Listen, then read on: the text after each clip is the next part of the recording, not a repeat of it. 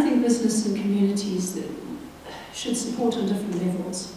I think that business already does do a tremendous amount in terms of reading literacy in particular. Since I know that Pearl's results, and I started monitoring how much money and how many organizations were putting money into books, mobile libraries, supplying books to school, running workshops for teachers, supporting some research. It's been huge. It's been a huge amount of money.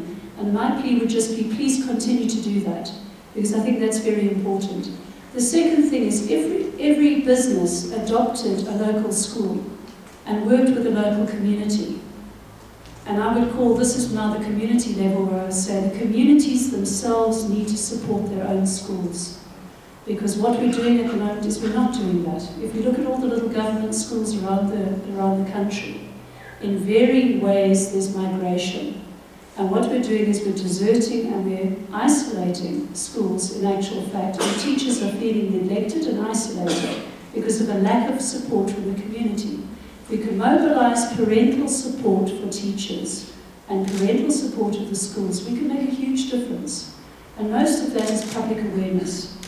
Even on the level of parental meetings, one of the most significant things arising from the research is that schools where regular meetings with parents and parental support is visible, even in the poorest community, the results are much better. So on a very practical level, we should be mobilizing our communities, and businesses can support that. Business can adopt schools, and many of them already have, so it's not a novel idea at all. So I think there are two levels.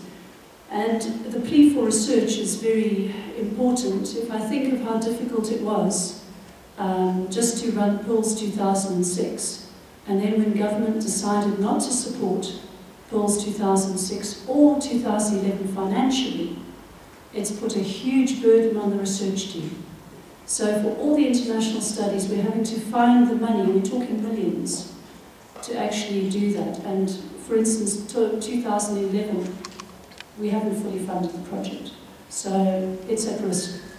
But that's one of the issues that we're managing. So just to try and draw some awareness where there is important critical research, I think that's where we can target some strategic. If it hadn't been for Xenix, we would have been in the, I won't mention the word.